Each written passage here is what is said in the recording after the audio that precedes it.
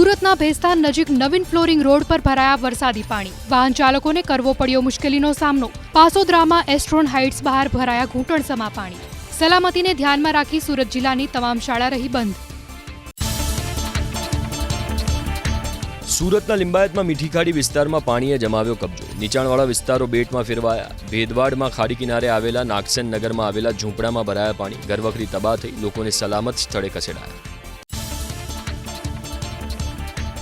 સુરતના Vesu VIP road પર ભરાયા પાણી। મહાવીર કોલેજ અને તેની આજુબાજુમાં આવેલા ફૂડ કોર્ટમાં પાણી ભરાતા પરેશાની। સમગ્ર વિસ્તારના કોમર્શિયલ કોમ્પ્લેક્સમાં પાણી ભરાવાની સમસ્યા।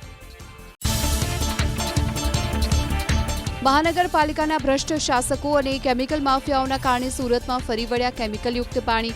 ઉધનામાં રોડ પર કેમિકલવાળું પાણી છોડાતા રાહદારીઓમાં વધ્યું રોગનું જોખમ। ભેસ્તાનમાં ભરાયેલા પાણીમાં સેંકડો વાહન ચાલકો અટવાયા। સુરતની ભેદવાડ ખાડી થઈ ઓવરફ્લો, નીચાણવાળા વિસ્તારોને કરવામાં આવ્યા એલર્ટ। ખાડી કિનારે આવેલા પ્રેમનગરમાં ભરાયા પાણી। લક્ષ્મીનારાયણ નગરમાં પાણીએ જમાવ્યો કબજો। પાણીનો નિકાલ કરવામાં મહાનગરપાલિકા નિષ્ફળ સાબિત થઈ।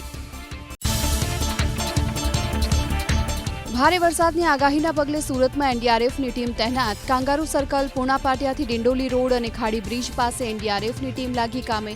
ખાડીઓમાં પૂરની સ્થિતિની વચ્ચે ઉધનાના સંજયનગરમાં લોકોને સલામત સ્થળે ખસી જવા અપાઈ સૂચના। વરસાદની સ્થિતિની સમીક્ષા માટે સુરત મહાનગરપાલિકા કમિશનર મેદાને ઉધના ઝોનમાં સુરત નવસારી મેઇન રોડ પર કરી મુલાકાત। અધિકારીઓને ફિલ્ડમાં રહી કામગીરી કરવા અપાઈ જરૂરી સૂચના।